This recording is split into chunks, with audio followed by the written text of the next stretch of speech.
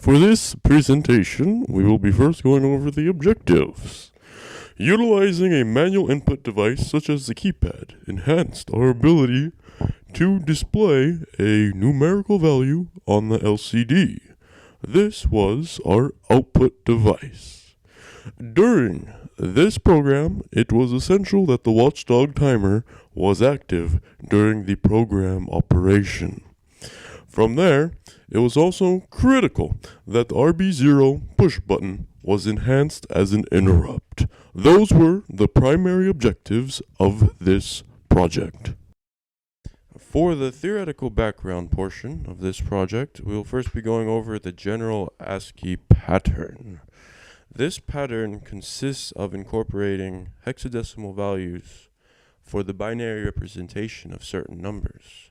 The reason why we use these hexadecimal values is because the LCD cannot interpret binary numbers.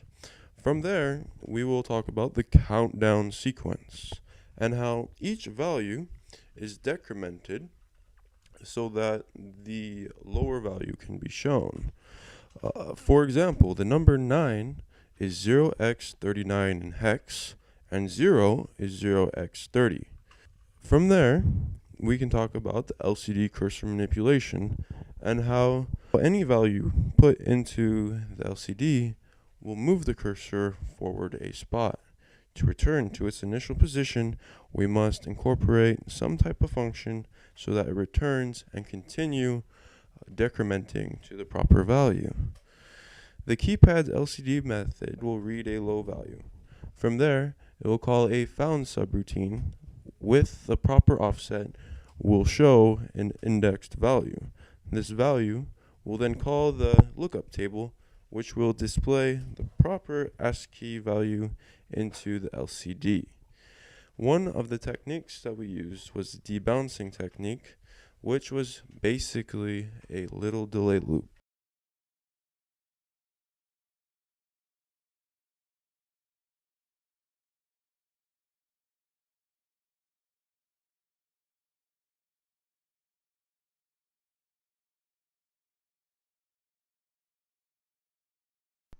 The program is going to start with the initialization.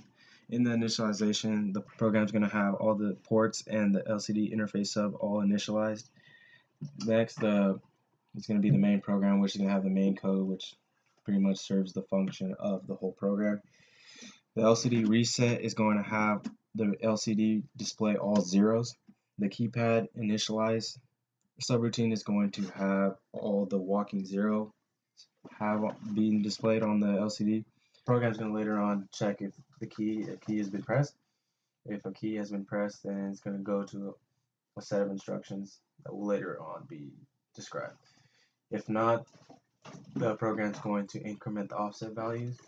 Now, if a key has been pressed, it's going to go to the found subroutine, which is going to call the lookup table, which is going to have the ASCII values accordingly to what value has been found. Then it's going to save the digit. Next, the program is going to check if the num count has been 0. If it has been 0, it's going to go back to the keypad initialization subroutine. If it is 0, then the program is going to check if RA4 has been pressed. If RA4 has been pressed, the program is going to perform another set of instructions. If it has not been pressed, then the program is going to continuously check if RA4 has been pressed. If RA4 has been pressed, the timer is going to start, which is going to allow the LCD start counting down the values. Next, the program is going to check if the timer has been finished. If it not, it will just continuously check. If the timer has been completed, then the program is going to have the LCD display the final time's up display. For the procedure of this portion of the project, we will be going over the configuration.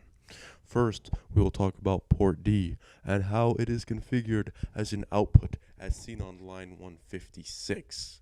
We are writing to the LCD, not reading. From there, we can talk about port B and how it is configured so that RB0 through 4 are inputs. RB1 through 4 are connected to the keypad, and RB0 is for the interrupt. This is seen on line 160. Port A is configured such that RA4 is an input and the rest outputs, so that RA0 through 2 can perform a walking zero pattern.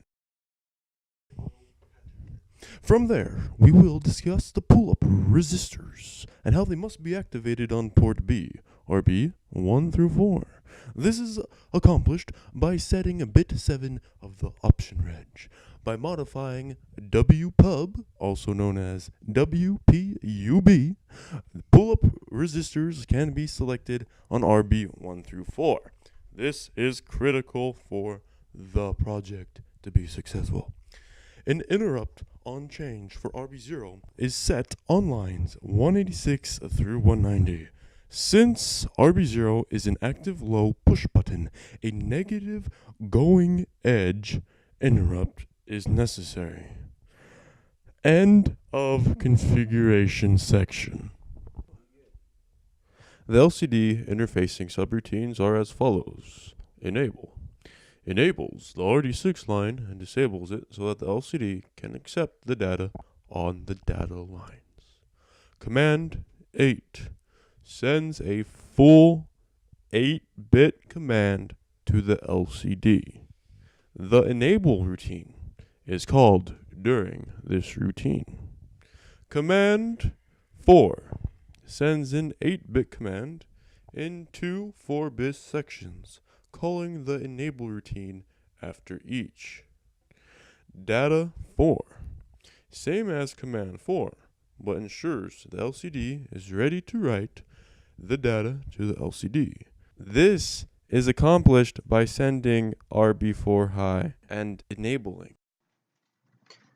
The main program is going to change the LCD from an 8-bit mode to a 4-bit mode through a series of commands that are being sent to the LCD. LCD reset is going to have the program clear out the LCD display, and then it's going to display all zeros through a series of commands to the LCD.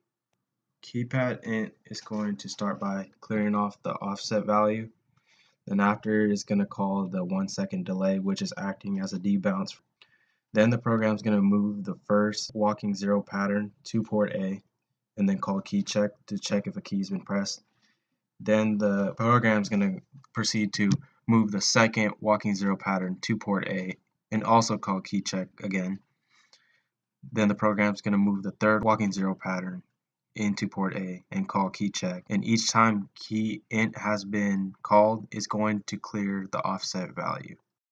The key check subroutine is going to check the first, second, third, and fourth bits in port B. After checking a bit, and if it fails, the program is going to increment the offset value. If all 4 bits fail, the program is going to move on to the next walking zero pattern and check all the same 4 bits. If the button has been pressed, then we will call the found subroutine. The found subroutine is going to start by moving the offset value into the working register. Then the program is going to call the lookup table. The lookup table is going to return an ASCII value, which is going to be saved into temp1.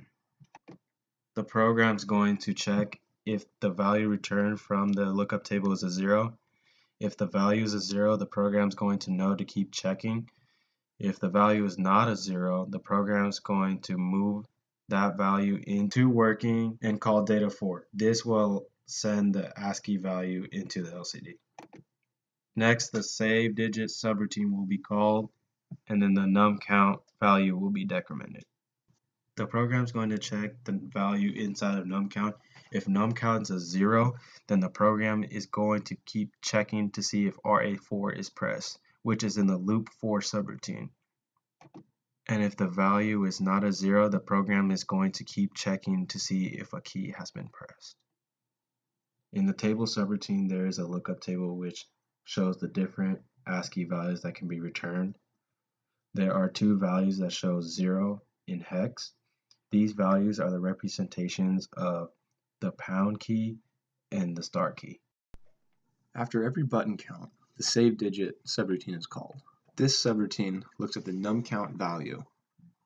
It checks to see if the num count value is 0 after ANDing it with the reciprocal of either 3, 2, or 1. This subroutine acts as if to decide whether or not the most significant, the mid, or the least significant bit has been pressed, and where it will save it. If it checks it by ANDing it, and it passes, meaning the bit is set, it's going to call either the save most significant, save mid, or save least significant bit routines. Each save routine follows the same pattern. It's going to move the value that was found by the key press that was saved in temp 1 into the working, and then move that value into a separate memory location called MSBD, stands for most significant bit digit. It's going to clear the watchdog and return to the save digit routine. From there, it will check another key press and come back to the save digit routine, where it will, at this point, skip the first section to save to the most significant and pass the second and would save the value in save mid. This will continue for another iteration wherein all digits will be saved at this time. Once all 3 digits have been saved, it's going to sit in an infinite loop at loop 4 waiting for the start button RA4 to be pressed. Once that's pressed, it's going to jump to the decrease LSB routine. This routine starts by moving the value that was stored in LSB and checking to see if it equals 0. This is done by ANDing it with the ASCII 3 reciprocal and checking the status bit. If least significant bit is 0, then it's going to jump to the decrease mid subroutine.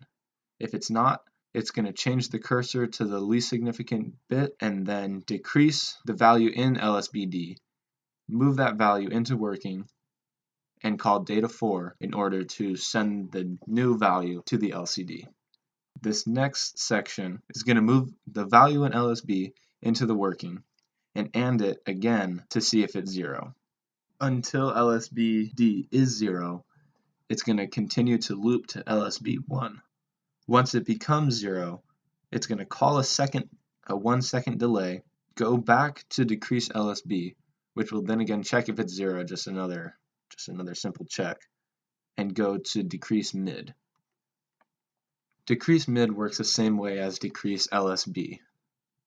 It's first going to move the mid value into working and AND it with the negative reciprocal of ASCII 0. It's next going to check the status register. If there's a 0-bit set, then it's going to go to decrease most significant bit routine. If it's not 0, it's going to update the first digit of the LCD by changing the cursor and adding ASCII 9 to the LCD. Next, it's going to change the cursor to the middle position, decrease the mid D value, and move that value onto the LCD. It's going to check if mid D is 0 once again. Once it is 0, it's going to go back to the LSB1, which will decrement the least significant digit until that becomes 0 again. Once it returns through the decrease mid routine until the mid D value is 0, it will go to decrease LSB, which will check to see if this is 0, go back to the decrease mid, check if that value is 0, and come all the way back up to decrease most significant bit routine. The decrease most significant bit subroutine is going to check the value in MSBD and AND it with the negative reciprocal of ASCII 0. If this passes, meaning the value in MSBD is 0, it's going to go to the final subroutine. Until it is 0, it's going to update both the least significant and the mid bits with the value 9, and then change the cursor to the most significant bit, decrease the MSB value, and then move that value back onto the LCD by calling data 4. After this, it's going to call the decrease LSB again, which will throw it into another loop counting down from 99. Once the MSBD value is 0, as discussed earlier, it will jump to the final subroutine. This subroutine ensures that temp 1 is cleared and clears the LCD by moving hex 01 into command 4 and it also resets the cursor by moving hex 80 into command 4. In the final _1 routine, it will move the value in temp, which as we cleared earlier is now 0, and call the final message. It's going to take what is returned by the table and AND it with 0xFF, or the negative reciprocal of 0, and check the status bit 0. If the 0 bit in the status register is cleared, it's going to move what's in the temp1 register back into the working and call the table again. Once it returns, it's going to send this value returned by the message to data 4. Then it's going to increment temp1 and run through this loop again.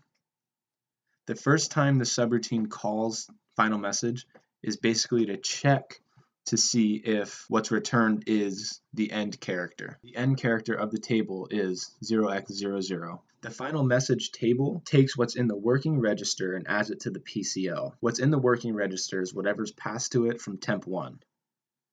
So as temp1 is increased by 1 each time, it's going to jump 1 more than what it jumped to last time. Once it gets to 0x00, the final message routine is going to notice that it has reached the end character and go to loop 4, which is going to sit and wait for RA4 to be pressed again. This is how our program knows how to count down from any 3-digit value down to 0. At any time during the operation of this program, the interrupt RB0 is active. If RB0 is pressed, the interrupt will send the code to 0x04, or the interrupt vector table. In this vector table, it's inherently going to pause whatever's happening and wait for RA4 to be pressed. It's going to sit in this loop until it's pressed, and once it is, it's going to jump out, clear all the flags set by this interrupt, and return back to where it was. This works very simply by pausing the timer, waiting for a key to be pressed, and then once it is, starting the timer up again. And at any time, you can press the built-in reset button on the PIC16 development board, which will reset the entire board. So it works as a fully operational 3-digit second timer.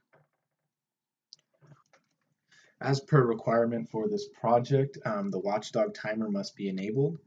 This is seen up in the configuration bits of the program, and throughout the program, as you look back through the different text slides, you can see the watchdog timer clear commands being used multiple times. This ensures that if the program ever did get lost, that there's a chance that the watchdog timer would cause the program to reset itself. What I mean by getting lost is that if it jumps to a spot where it's not supposed to be at that specific time, where it would not hit a clear watchdog command, then it would know that something's wrong and the watchdog would time out, thus resetting the board. Now, there are a few bugs in this program, but they don't hinder the actual performance. A few times there were just glitches where it would skip a value or skip the 0 value, but other times it worked fine.